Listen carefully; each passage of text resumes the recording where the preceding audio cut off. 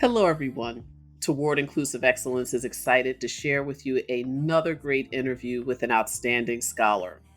I'm Alexia Hudson-Ward, editor in chief of Toward Inclusive Excellence, and in this episode, we speak with award winning author and poet Professor Camille Dungy. Camille is a University Distinguished Professor at Colorado State University and the author of 4 excellent collections of poetry, including Tropic Cascade, released in 2017 and the winner of the Colorado Book Award. Her honors also include the 2021 Academy of American Poet Fellowship, a 2019 Guggenheim Fellowship, an American Book Award, and 2 NAACP Image Award nominations.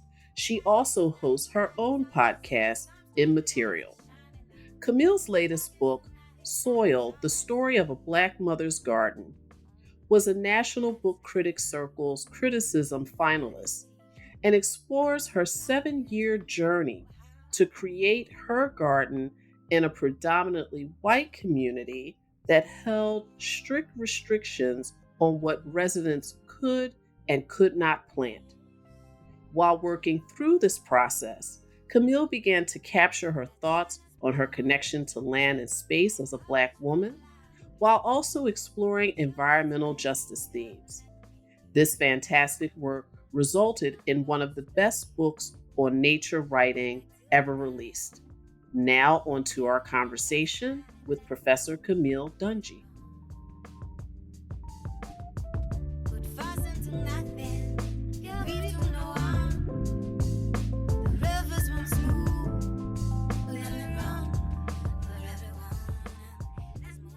Camille, thank you so much for joining us. I am glad I could be here. Absolutely. We're happy to have you. This is going to be, I know, such a great conversation. What an amazing book. And your book, Soil, The Story of a Black Mother's Garden, is such a beautiful tribute to your mom. And it really helped me to think of resiliency and thriving in a really different way. So, would you share what motivated you to write Soil and why tell this story now? Yeah, I'm I'm interested that you single out my mom as the person that it's a tribute to because I do um, think in the book about my relationship with her and how that has affected my own ideas about mothering my daughter and working the land. But I think it's not just my mother. For me, from from really early in the process of writing this book, I realized that I was thinking about the multi-directionality of Mm, life, that we come from some histories and we pass along histories, and just as the ways that perennial plants root and regenerate and root and regenerate, so many of my community members have modeled for me ways of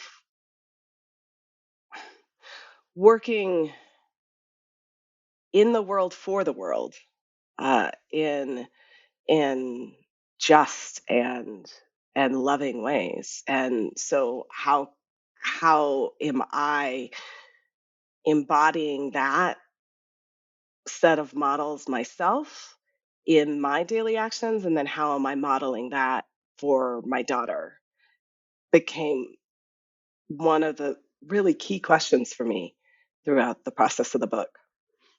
hmm So you were saying that one of the key processes for your book was thinking about your relationship with your daughter and kind of this multi-generational or transgenerational relationship between the earth and garden. So yeah, please share a little more about that. Oh, I like that word you use, transgenerational, right? And because it allows that flow to be moving in so many different directions and across time and space.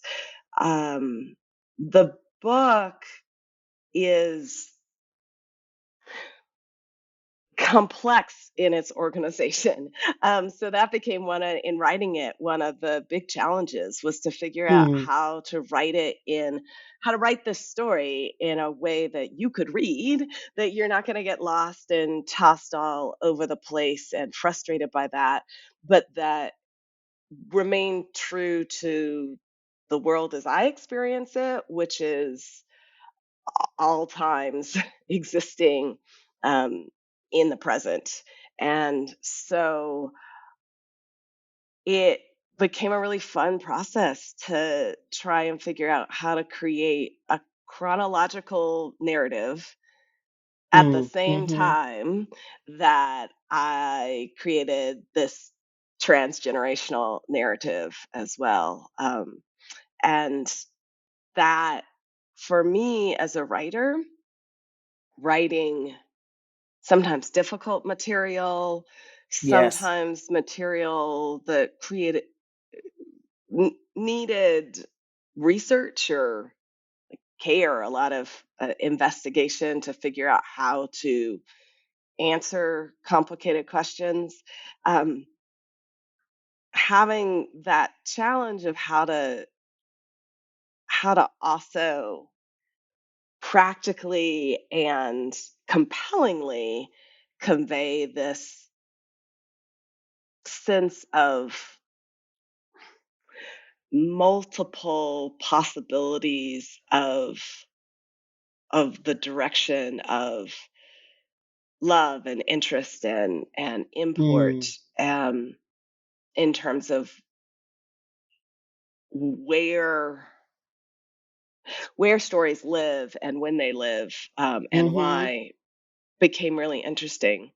I'm sorry if I'm sounding a little bit woozy right now. I have an awful virus. And so I have been living a little bit more on NyQuil and DayQuil than I normally do. So Understood. I might be like talking about time and multi-generationality and stuff. It's like I may sound more like I'm talking about trying to describe a dream than, um, Well, but you know what? than But I would Camille, like it's to. totally okay because one of the cool things about Toward Inclusive Excellence is that we have covered the span of discourse and scholarship and knowledge across all of those boundaries, and my colleagues, many of whom are working in academic libraries, we get it. So it's Okay. totally okay. And we at Toward Inclusive Excellence, we appreciate you giving us your time because it is a lot going around in the universe right now in terms of various contagions. So Hmm. thank you for giving us this really great information. It's totally good. Yeah. Did I do anything towards answering your question? You I did. could take another stab at it. I'm sorry. You did, yeah. But I'm really also interested in digging in a little more around your core motivations, Right. right, for soil at this moment, because you worked on the book. So it really chronicles like 7 years of you building your garden and the whole agency around that, and we'll talk more about some of the interesting community complications that you ran into. But what was really what motivated you, particularly as a poet, particularly when I look at the corpus of your work, what was the real driver for doing soil right now? Right. Okay. So I have something like a succinct answer for that. I had written a successful fellowship proposal for a Guggenheim Fellowship that I won in 2019, which meant that the grant paid out in 2020.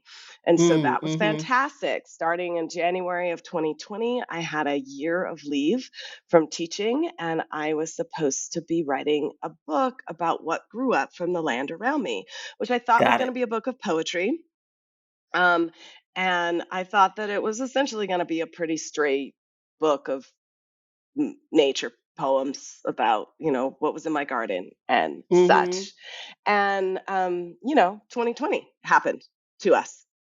Yeah. And as 2020 happened to us, everything that I thought was normal wasn't normal anymore. And the plans that I had to be radically readjusted. And my ways of seeing and understanding and coping with the world had to be radically readjusted. Among the things that I had to shift was the fact that I had to become the primary caregiver.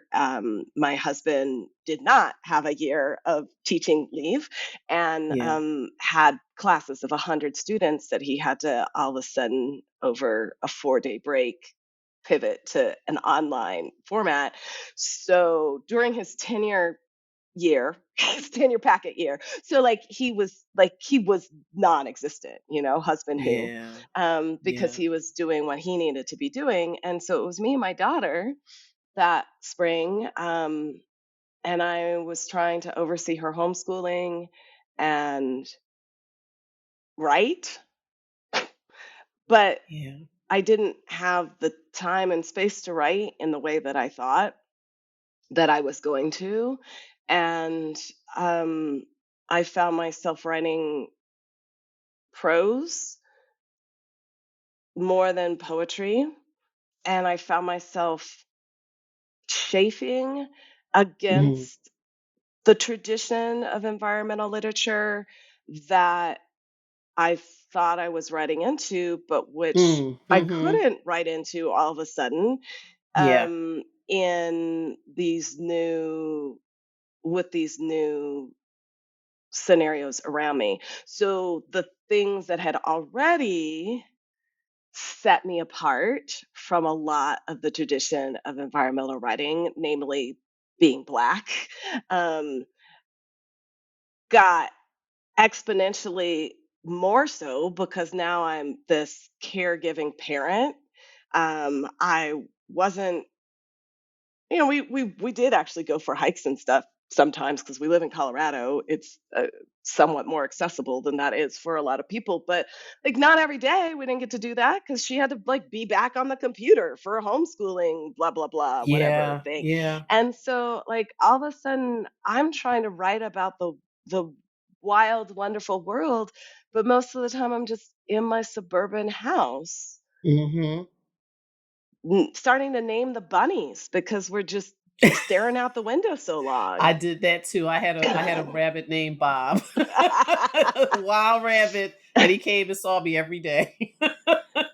Yeah, they're there. They've been there. Right. And all of a sudden, I was paying attention to them and thinking, well, wait, why doesn't that count? Why can't this count?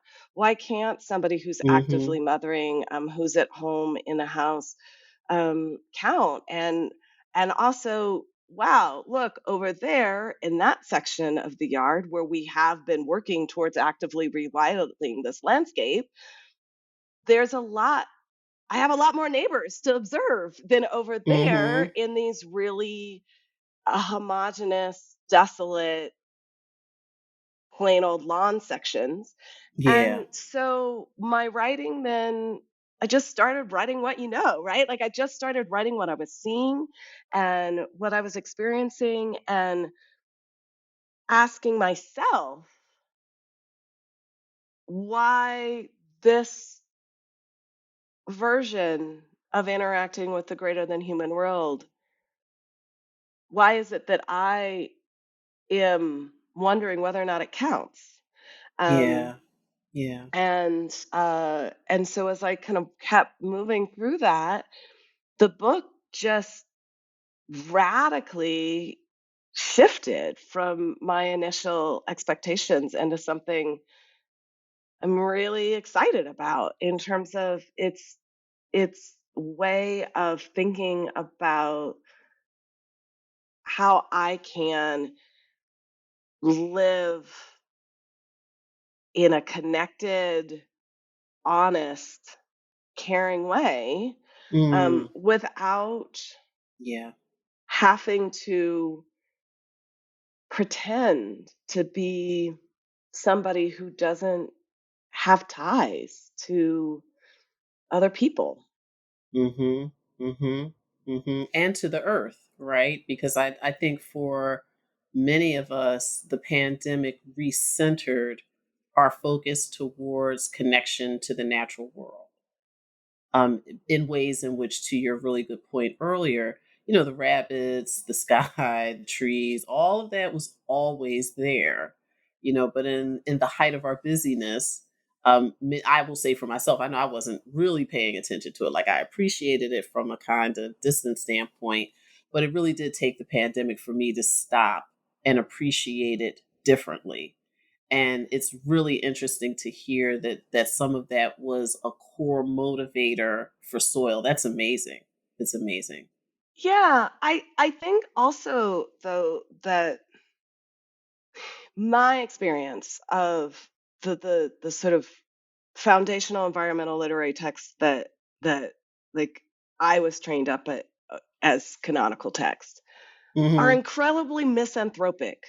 Like they're Yes, like they in are. order, like they may be writers who are greatly in love with the world and deeply connected with the greater than human world, but there's not a other single person present in the work. And I Right. do not understand how we're going to figure out workable solutions if the only answer is you either love the natural world or you love people. Like you can't, it Right. cannot Right. be an either or question. Right. Right. And it's fascinating, in thinking about this really interesting point that you draw, like the binaryism of it. Like, why is it that way? It doesn't make any sense. And because it's that way, and because it doesn't make any sense, a lot of people just assume that they have no place in the Right. environmental movement because the Right. environmental movement has no place for people. And so then Right. they're like, well, but Right. I got people in my life. I can't be just walking out in the woods by myself. And so that we lose huge like readerships, workers, community, Yeah. possibilities Yes. by just continuing this idea that you just got to wander off by yourself. And so that I just didn't want my book to participate in that. Yeah. Yeah. And it is amazing that it recenters all of this element that you just spoke so eloquently about, around the recentering of the human aspect of engagement with the natural world, because the story for soil for me is really very much at that nexus of our understanding of what it means to be a Black woman and to have agency, particularly over land and space, which, at least to me, I think of that as a form of environmental justice. And so, did environmental justice really guide how you approach to writing soil, like as a theme, or did it kind of emerge, as post facto, as you were kind of wrapping up the book, and you're like, yeah, this really is centered within these broader principles of environmental justice. I think environmental justice has been at the center of my ethics for a long Mm. time. And Hmm. so is it is endemic to the book Soil because it's central to my core, my ethical moral core. And I don't understand, I don't understand the just difference between Got social it. Right. justice and environmental Right. justice, Right. Right. and the ethics of those questions. But I think that sometimes when I was writing Soil, I had to slow down a little bit because when something is a given to me, I cannot assume that it will be a given to everybody else. And Right. so Excellent point. Hmm. I did sometimes have to stop and say, this is why, or this is how I see these things working in the world. And so Soil ends up, it's a memoir of our rebuilding of this garden, as you say, and the bulk of it was written in 2020, and so it also chronicles that. Um, crazy year from really from like the beginning of the first blooms until the first hard frost of Mhm. that year. Mhm. So one real growing season. And so in that sense, like that's what the story is about. But also there ends up being all this cultural criticism, and I'll talk about major books and describe why I have issues with them, and or I will describe other, key historical figures or moments that I just can't assume that everybody knows, right? I mean, Right. That's as an right. example, there's Annie Dillard's Pilgrim at Tinker Creek, and in passing, at one point in the book, I describe what happens in that book, just in case you don't happen to know that. But later in the book, I also mention what was happening in Virginia right around the same time that Annie Dillard was writing Pilgrim at Tinker Creek. And one of my real issues with the book is the fact that Dillard never engages with the fact that they were such revolutionarily major cultural changes going on with people in her county Mm. at the same time that she's writing this book wandering around the world. Yeah. I want my world integrated, which is a sort of, Well, I laugh when I say well, that, speak right? Like, speak on that, ma'am. right? Like that happens to be what was going on. It was like like one of the most major integration court cases in American history was happening right then. Yes. There was integration happening on the campus where she was living. It was just cultural turmoil Right. happening right in her space. Um, and I love literature. I still love literature that asks me to think about what's happening to people and with people, and at the same time that I'm understanding what's happening to the land. Because what then ended up happening as a Mhm. result, right, of these integration cases was the white flight that then flooded those same areas that Dillard's book um, bemoans the increasing people coming to live in these Yeah. empty spaces. Yeah. Well, they're living there now because they're fleeing the city where they don't want to send their kids to school with black people. This is a reason. Mhm. There's like an actual reason that this Right. population explosion is happening right there. Mhm. And you know, I thought that it would be interesting in the 21st century to begin to create texts that were able to be as capacious in uh, attention, the directionality of our attention, as most of us actually are. Right. I'm just going to trust my readers to think that most of us are Mhm. thinking about several things at a time, and you can read a book in peace that thinks about several things at a time, and Yes. I don't have to have like pocketed, segregated thought processes. And so back to the kind of social justice, environmental justice question, then if I'm talking about land use questions, or I'm talking about how certain animals, how and why certain animals are endangered, I can talk about economic factors and historical factors and cultural and gender factors and all of those other things at the same time that I'm talking about a lovely landscape, right?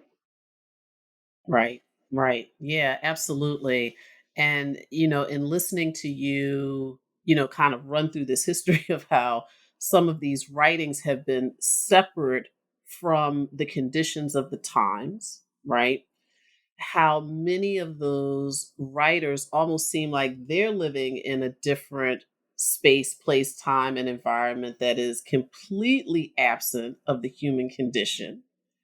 Concurrent to that, we have people who are very focused on space control, even with their neighbors, right? So recently, I've read a piece that said that America is exploding with these homeowner associations and these neighborhood associations, yet laws are really kind of, cloudy around their authority.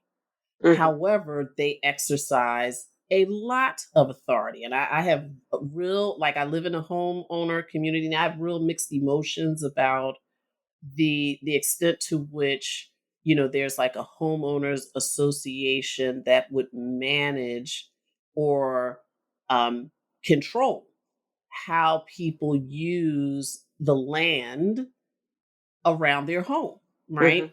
Mhm. And you had indicated that you had faced some barriers and neighborhood restrictions regarding the type of garden that you wanted to have at your home in Colorado. And that I don't remember off the top of my head if it was an HOA or a neighborhood association, but basically you were like, folks were out measuring blades of grass and, things couldn't, things had to look a certain way. And so, could you share with us, like, what was that experience like? And then, how did it inform your approach to ultimately creating your garden back then? Well, bless the spirit of the measuring tape measuring lady. May she Yes, rest in a paradise of order. that's quite some um, order. It is amazing. It's that amazing. will I had to that read it will like that six will please times. her. Her heaven should not be my heaven because it would not be heaven for her. Right. That that version. Right. Luckily, I landed in a community that was progressing at along the pace of my project. So I started with just a small square in the front yard because really that's all I had the capacity to do in my first Mm-hmm. year. I just thought I'll just reclaim a little flower bed using these railroad ties that are in the backyard and make this flower bed area, and then I just kept growing it, and I figured by the time they caught on to the fact that I was trying to reclaim the whole lawn, they would have caught up with the fact that this is really the right thing to do. We're worried about the pollinators. We don't have any water in Colorado. Like, we don't need to be watering lawns. Um, like, everybody's complaining about all the toxins that we live with that create all of our health concerns. And there's one easy fix would be to just not actually spray them perpetually in your own living and recreational space, right? And so there's Mm-hmm. all these reasons why having a poison free, pollinator friendly, water reduced yard were the right thing. And I was sure that the community would catch up to me. I was right in this case. Mm-hmm. I did have a run in once with the HOA because I left my compost bin in a visible part of my yard, and so even though it was in the backyard it could be seen from the front, and so I faced a fine until I corrected that. um, Mm-hmm. but I was lucky. I write in Soil about a woman in Tulsa, Oklahoma, who came home one day and her entire yard had been bulldozed, Mm. by order of the city, and Wow. so, or my $25 a day fine, what that could add up to in a very short period of time. I think my math was about $775 in a month. I mean, which is a Wow. substantial amount of money, right? And so Mm-hmm. for a lot of people, this little risk that I took could be catastrophic, and I hoped that writing the Soil Project could also help normalize and offer hope that this kind of yard can be beautiful. There's an Yeah. adjustment about what beauty means, right? But Right. that's Yes. always the case when you bring diversity in. It requires an adjustment of aesthetics and Mm-hmm. an adjustment about what it means to be beautiful and what it means to be practical. And so I I just wanted to contribute to the modeling of that. I mean, the fact is that a lot of native landscaping is really funny looking for a while, Sure. Mm-hmm. Mm-hmm. because Yeah. it's not ornamental. That's not its job. Um, Yeah. It's not but curated or manicured, right? So mhm, it's mhm. growing. And sometimes it's not. Sometimes it's just you have to leave the brown, you just have to leave the dead heads up so that they Yeah. can seed and they can feed the birds and so that they can replace themselves and establish themselves. Um, and that's sort of like, oh, we're finished and then we have to mow it all down and start over again. That's not what native gardening tends to call for. And so Right. it it still takes me sometimes to just like just let it be, just chill out. It's gonna be Mm. okay, because I wonder, am I being judged, Yeah. and what that judgment might cost me, right? Mm-hmm. Mm-hmm. In terms of actual capital or cultural capital. Mm-hmm. And that community that you once lived in, they changed their rules because of your influence, to my understanding. Yeah, I don't. I'll take it that it's because of my influence, but I think it's that it's the right thing. and Yeah, I so hear you. Yeah. the community had adjusted, and so the HOA does no longer has the language in the bylaws about not non-standard landscaping. That language is gone. The city is really pro low water native gardening and pollinator friendly gardening.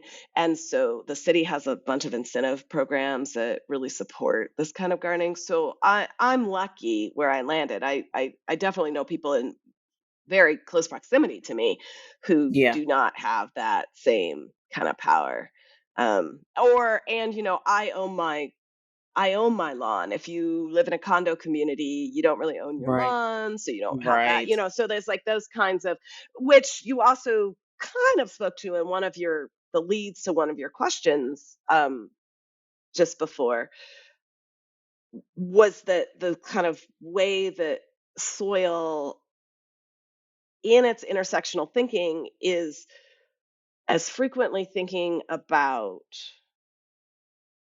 my choices to do certain things in my yard based on environmental concerns, Mhm. or my the the historical, cultural, gendered, racialized context that could guide or shadow the decisions that I make in my yard, right? And so, in terms of the I own this packet of land, whatever that means within an American context of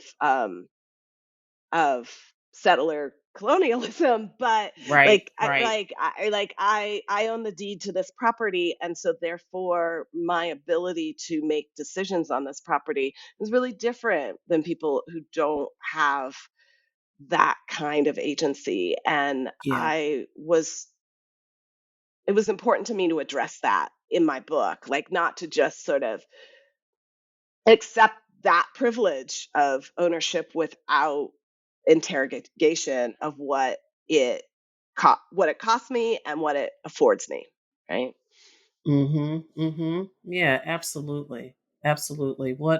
What amazing stories and layers to these stories that you have. It's so remarkable. And in a recent interview, Camille, you had stated that gardening can be like a balm, a place of rest and beauty. Yet the garden also connects you to the history of enslaved Africans and the indigenous people of America. And we've talked, I think we've kind of touched on some of that in your dialogue points today. But would you share how we can collectively sit with and embrace the duality of space as beauty, but then also as a reminder of our troubled past in this nation? Like, how do we sit and reconcile with that? Now, I'll use myself as an example. I have a hard time sitting down in a garden or in a natural space, largely because I think I should be working, so I always got work to do, right? But I also think of it as leisure, and and I do think about the fact that I'm privileged to be able to engage in that type of leisure, as simplistic as it is.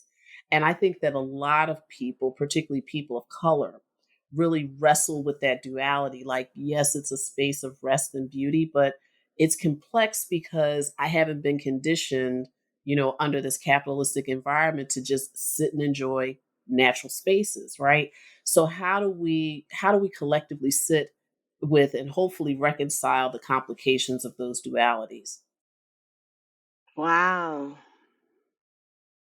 It's a great unlearning, isn't it? Or a It really relearning. is. It And really is. or maybe I would want to think of it more as a like learning to bend toward communion and Mm. connection. Mhm. Um that maybe the work, if you just have to work, like if you just have to work, like if that's like the thing that you got to do, maybe the work that you're doing right there is reminding yourself of the ancient and sacred connection that all of us are are born from and Mm. entitled to, and that was robbed from Black people Yeah. actively and consciously and insidiously robbed.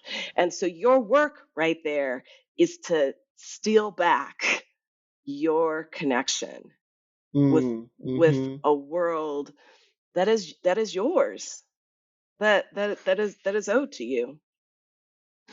um I think also it doesn't it's not always easy out there, Right. the world is busy, the world is violent, it does need our like cross connection, right? there's so many Yes. Yes. there's so many things that happen. There's plants that are growing in my garden that yes, they want to just grow free, but they have no natural predators. There's nothing. I don't have any bison. There's no bison here Right. to like nibble on Right. them. So like I got to be the bison, I got to do some trimming. I've got to do the work there to reinscribe that kind of community and the sort of the growth control and Mm. the seed spreading, et cetera, that a lot of the other non-human neighbors who we've eliminated from our spaces can't do because they're not there. Right. And Right. so there is kind of always work to be done, but sometimes it is just a matter. The work is just looking and being Yeah. and appreciating rest. There's nothing in the natural world that doesn't rest. That's one thing that Right. that working so closely with nature has taught me. And so I don't think I am as averse to rest My husband just walked in and sort of could not control himself from laughing when I said that. But I try not to be as averse to rest because, it's winter here. The plants are dormant. They're not dead. They're not gone. Hmm. They're waiting. They're like there's no point in them exerting their energy right now. There's not enough Right. sun, there's not enough heat, so they're just going to chill until there is enough sun and enough heat, right? And so that's the like learning that lesson it for me for all things. Like if I'm like kind of pushing at something and it's not working, maybe just that's not the thing right now. And I'll just turn away and do something else until there is enough sun and enough heat for that project to do its thing. And so I've come to appreciate the time that I spend out there for the ways that I've learned to be. I don't think it's a matter of learning to be a better person. I think it's Yes. just learning to be more fully just naturally who I can be. Yeah. Yeah. And even today in 2024, that remains the big work, right? Oh, so Is to hard. just settle in re-engagement with the earth, re-engagement with place and space, and just settle on being who we are, in connection to all that surrounds us. That is such an incredible thing to think about. Absolutely. Mhm. Mhm. Absolutely. Camille, this was a wonderful conversation. Thank you so much for your time. It was really delightful. Thank you for your wonderful questions and for helping walk me through my little thoughts today with my stuffed up nose. So I Oh, appreciate you. absolutely, and I appreciate you as well. Thank you so much again. This was such a treat to talk to you. Thank All you. right. Take care. Thank you.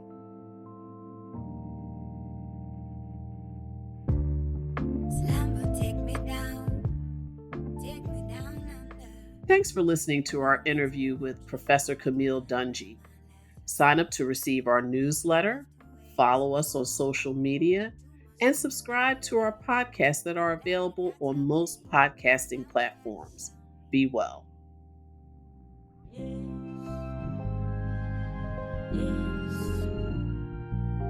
yes.